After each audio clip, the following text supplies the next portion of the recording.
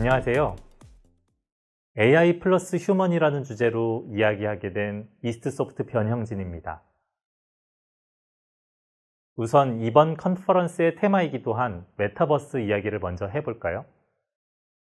메타버스는 초월을 뜻하는 메타와 세계를 뜻하는 유니버스의 합성어인데요. 가상현실이나 증강현실과 같은 기술들을 바탕으로 해서 현실 세계의 시공간의 제약을 초월할 수 있는 세계를 메타버스라고 부르죠. 여러분은 메타버스 하면 무엇이 먼저 떠오르시나요? 이쪽의 원조격이라 할 수 있는 가상현실 세계 세컨드 라이프가 유명하죠. 2003년 미국의 린든랩이 개발한 세컨드 라이프는 높은 자유도를 가진 3D 가상현실 게임입니다. 여기에서 사람들은 3D 아바타를 만들고 사람들과 소셜 네트워크를 구현하고 있죠. 물론 이 게임이 만들어졌을 당시에는 이것을 메타버스라고 부르지는 않았습니다. 하지만 지금 와서 보면 우리가 생각하는 메타버스의 모습을 잘 담고 있죠. 요즘 미국에서는 로블록스를 안 하는 어린이가 없다고 할 정도로 로블록스가 대세라고 합니다. 15년이나 된 오픈월드 샌드박스 롤플레잉 게임인데 코로나 시대 어린이들의 놀이수단이자 의사소통 수단으로 자리 잡으면서 생일 파티도 이 안에서 열린다고 하죠.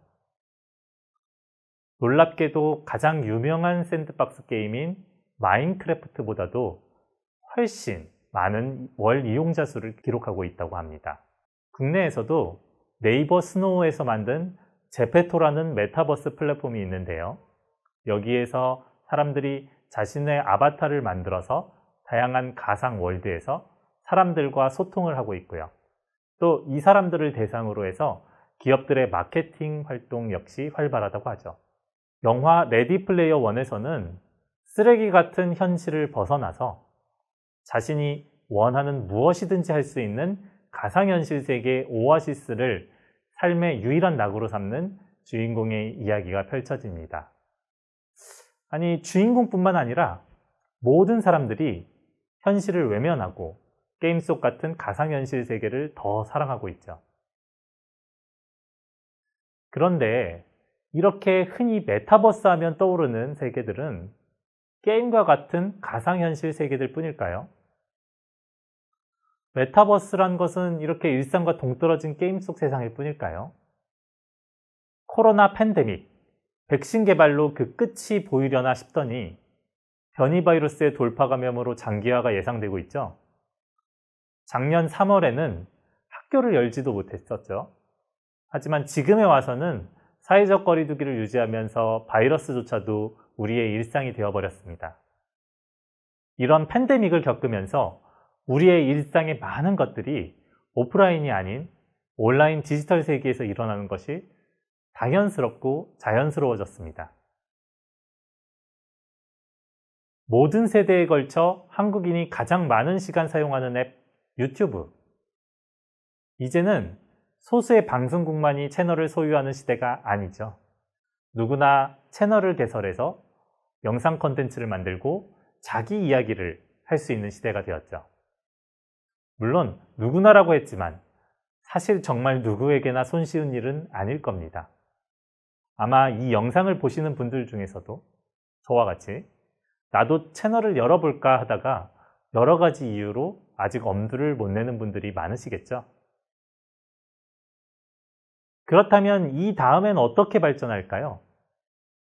아마 그 발전 방향 중에 하나는 보편성이 확장되는 방향 아닐까 싶습니다. 내가 하고 싶은 이야기를 하기 위해, 보여주고 싶은 영상을 만들기 위해 꼭 내 정체를 드러내고 해야 될까? 내 정체, 그리고 내 외모에 상관없이 컨텐츠를 내보이고 싶은 사람들에게 다른 어떤 선택지가 주어질 수 있을까요? 또 팬데믹으로 인해 회사와 학교에서는 재택으로 화상회의와 원격 수업이 일반화되고 있습니다. 많은 분들이 화상을 해 지방골이 보이는 걸 원치 않으셔서 가상 배경 많이 사용하고 계시죠?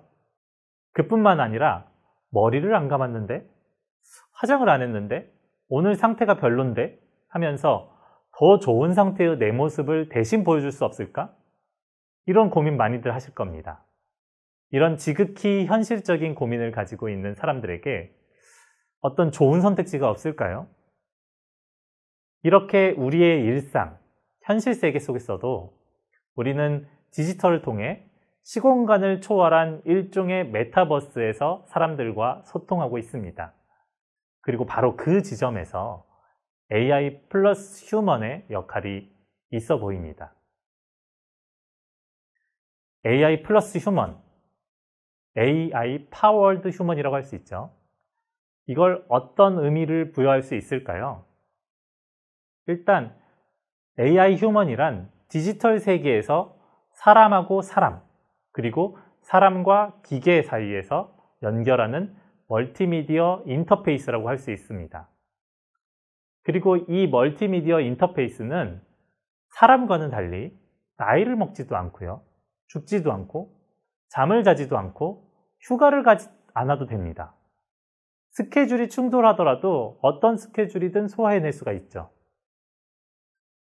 그리고 이 AI 휴먼은 현실을 배경으로 한 미디어 환경에서 활용하기 위해서는 자연스럽고 현실적인 포토리얼리스틱 디지털 휴먼이 필요합니다.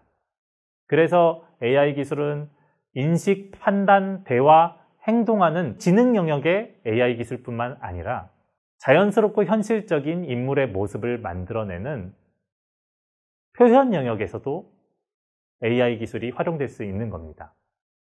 사실 이런 AI 휴먼들을 무엇이라고 부를 것이냐에 대해서는 아직 잘 정의되어 있고 정립되어 있지 않습니다. 그래서 업계에서도 디지털 휴먼, 버추얼 휴먼, 메타 휴먼, AI 휴먼 이런 여러 용어들이 혼재되어 사용되고 있습니다. 저희는 이렇게 디지털 미디어 속에서 다양한 형태의 AI 파워드 휴먼을 일단 디지털 휴먼이라는 큰 카테고리로 묶은 후에 다시 이 디지털 휴먼을 세 가지 기준에 따라서 분류해 보았습니다. 크게 이 세 가지 기준은 월드, 아이덴티티, 그리고 플레이어가 될 수 있겠는데요. 첫 번째로 월드는 이 디지털 휴먼이 출연하는 배경이 되는 세계가 현실 세계의 배경인가 아니면 가상 세계인가를 가지고 구분할 수 있겠죠.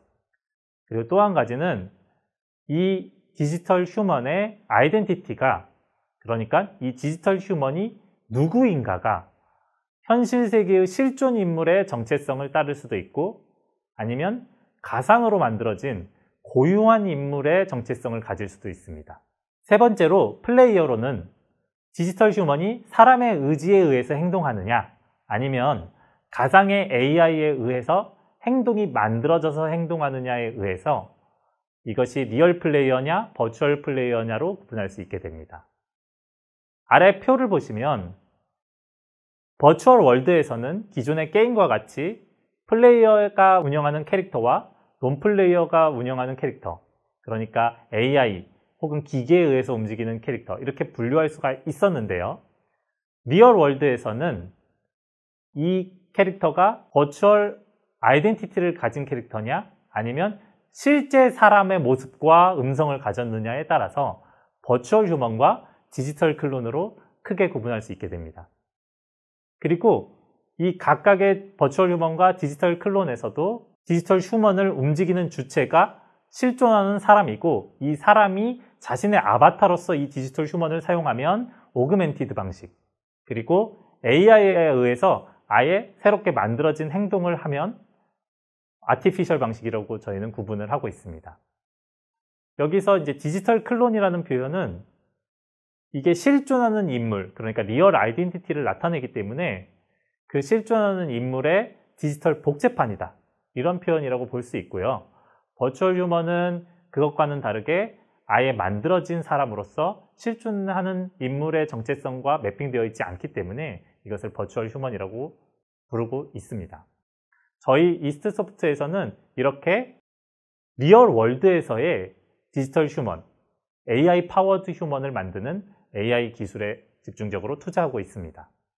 그럼 오그멘티드 디지털 클론의 예시를 하나 보여드리겠습니다. 실존 인물의 영상에서 얼굴을 다른 실존 인물의 얼굴로 대체함으로써 새로운 정체성이 부여된 디지털 휴먼을 오그멘티드 디지털 클론이라고 부를 수 있겠죠. 지금 보시는 영상은 페이스플레이라는 앱으로 만들어낸 영상입니다. 왼쪽 영상은 실제 모델을 촬영한 실제 영상이고요. 그리고 오른쪽 영상은 여기에 다른 실존 인물의 사진을 주어서 그 얼굴로 대체함으로써 새로운 정체성이 부여됐죠. 이렇게 이 오른쪽과 같은 영상을 오그멘티드 디지털 클론이라고 분류할 수 있겠습니다. 다음으로는 아티피셜 디지털 클론의 예시를 보여드리겠습니다.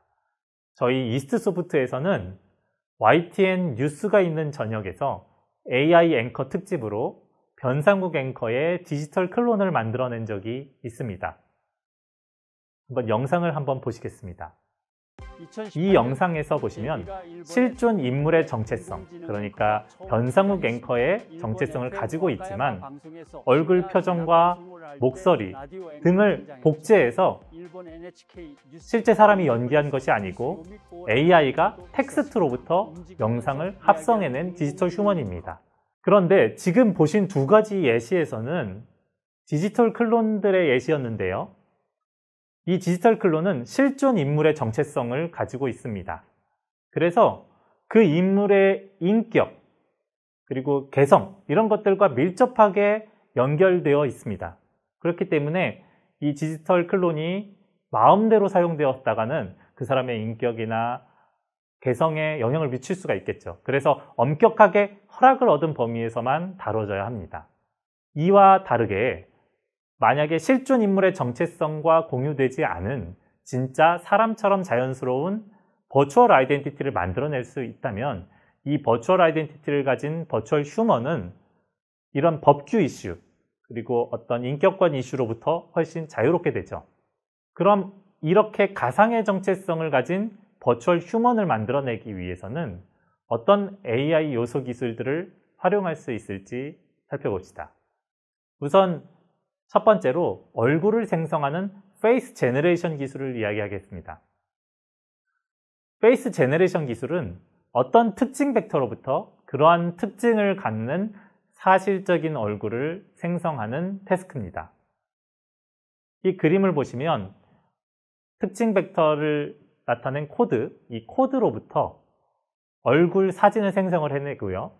그리고 이 가운데에서 딥러닝 모델이 학습돼서 페이스를 제너레이션 해주게 됩니다.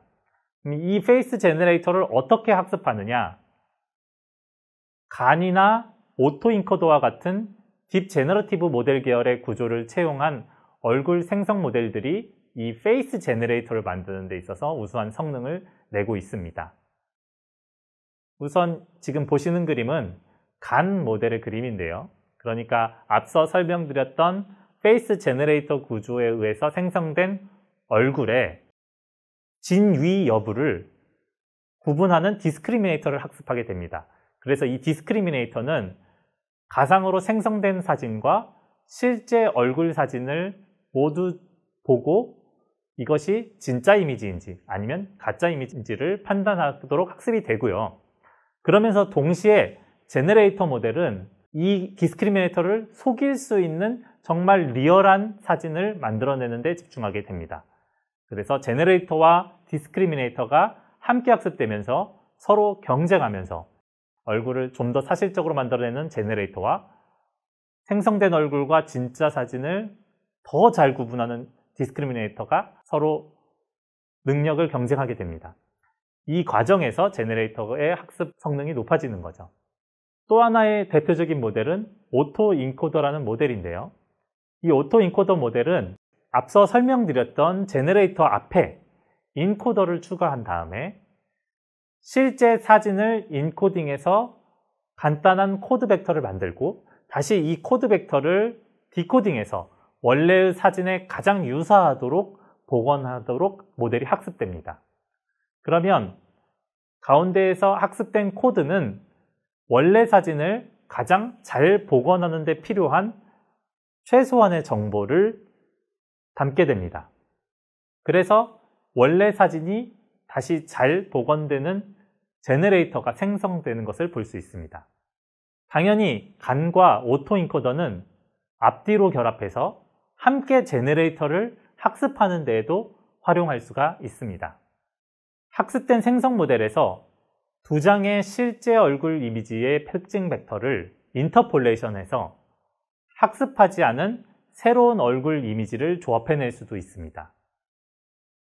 이 그림에서 보시면 소스 A의 그림과 소스 B의 그림을 섞어서 각각의 스타일들을 뽑아내서 새로운 얼굴을 만들어내게 되는데요. 여기에서 소스 A로부터 스타일을 얼마나 듬성하게 뽑아내느냐 혹은 세밀하게 뽑아내느냐에 따라서 원래 소스의 얼굴에 어느 정도로 가깝게 표현되는 얼굴인지를 조절할 수가 있습니다.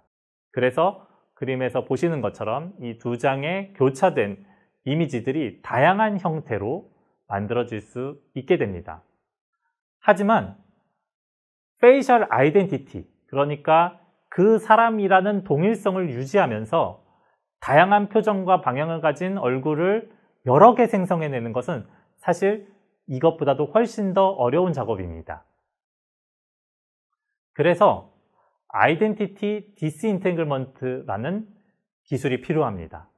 그러니까 얼굴 이미지의 특징 벡터가 학습될 때 얼굴의 아이덴티티를 만들어내는 특징, 그러니까 이 얼굴이 누구의 얼굴이냐를 구분하는 특징과 얼굴의 표정과 방향 등을 만들어내는 특징, 어트리뷰트를 독립된 차원으로 구분되도록 학습하는 것이죠. 이 그림에서도 위에 파란 부분은 아이덴티티, 녹색 부분은 어트리뷰트를 학습하도록 인코더를 붙여서 학습할 수 있게 됩니다. 그러면 각각이 분리되어 있기 때문에 오른쪽 그림에서 보시는 것처럼 소스로부터는 아이덴티티를 뽑아내고 타겟에서는 어트리뷰트를 뽑아내서 그것을 교차함으로써 한 사람의 아이덴티티를 유지하지만 다양한 표정과 방향을 가진 얼굴을 생성해내는 것을 볼 수 있습니다.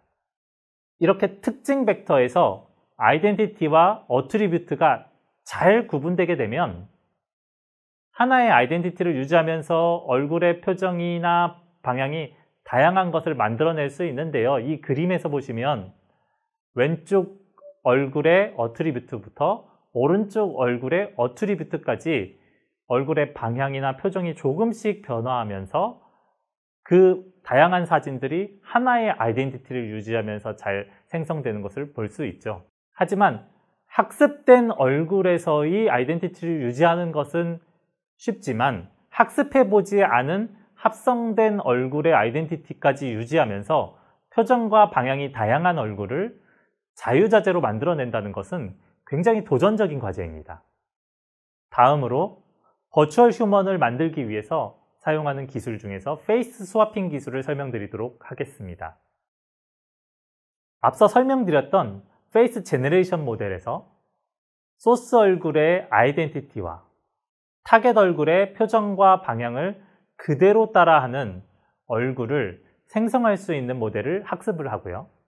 그리고 이렇게 학습된 소스의 아이덴티티로부터 영상 속에 플레이어가 연기한 얼굴 표정과 방향을 그대로 따라하는 얼굴을 생성을 해낼 수 있게 됩니다. 그러면 이렇게 생성된 얼굴을 모든 영상 프레임별로 맞추어서 영상 속 각 프레임 안에 있었던 플레이어의 얼굴 위치에 자연스럽고 부드럽게 합성할 수 있게 되죠. 여기 그림에서 보시는 것처럼요. 하지만 소스와 타겟의 얼굴형이 다를 때 합성되는 얼굴의 얼굴형을 소스의 아이덴티티라고 부를 수가 있기 때문에 이 소스의 아이덴티티를 유지하기 위해서 타겟의 얼굴형을 바꿔줘야 되는 문제가 생깁니다. 그런데 이 경우에는 배경이라든가 얼굴의 머리카락 등 다른 요소에도 영향을 미칠 수 있기 때문에 얼굴형까지 소스의 아이덴티티를 유지할 수 있도록 바꿔주는 것은 사실 기술적으로 굉장히 어려운 도전이 될 수 있습니다. 저희 이스트소프트에서는 완성도를 위해서 이런 부분에서 퀄리티를 내기 위해서 기술 연구에 매진하고 있습니다. 이스트소프트는 이런 앞서 설명드린 요소 기술들을 포함해서 다양한 유형의 AI 파워드 휴먼을 만들어 나가고 있습니다. 이 표를 보시면 제가 앞서 개념으로 설명드렸던 디지털 휴먼들을 구분해 놓았는데요. 우선 버추얼 아이덴티티를 만들어내기 위해서는 앞서 설명했던 페이스 제너레이션 기술이나 아이덴티티 디스인탱글먼트 기술들이 활용될 수 있습니다. 그리고 플레이어가 버추얼 플레이어인 경우에는 AI가 행동을 만들어내야 하기 때문에 저희는 이것과 관련해서 텍스트로부터 음성을 만들어내는 텍스트 투 스피치 기술, 그리고 이러한 음성으로부터 그 음성을 말하는 것 같은 자연스러운 얼굴 모양과 모습을 만들어내는 스피치 투 페이스 기술을 개발하고 있습니다. 그래서 이 두 기술을 활용해서 단지 대사를 텍스트로만 만들어내면 이것을 가지고 실제 그 디지털 휴먼이 말하는 것과 같이 아티피셜하게 영상을 생성해낼 수가 있게 되는 거죠. 그리고 플레이어가 리얼인 경우에는 이렇게 리얼한 플레이어의 영상 위에 오그멘티드로 얼굴을 정체성을 바꿀 수 있도록 페이스 스와핑 기술을 활용하고 있고, 또 이것뿐만 아니라 안경이나 의상 등을 착용해 볼 수 있는 버추얼 피팅 기술도 개발을 하고 있습니다. 이렇게 이스트소프트는 AI를 통해서 사람과 사람, 그리고 사람과 기계가 온라인에서 더 자연스럽게 소통할 수 있는 세상을 만들기 위해 기술을 연구하고 개발하고 있습니다. 들어주셔서 감사합니다.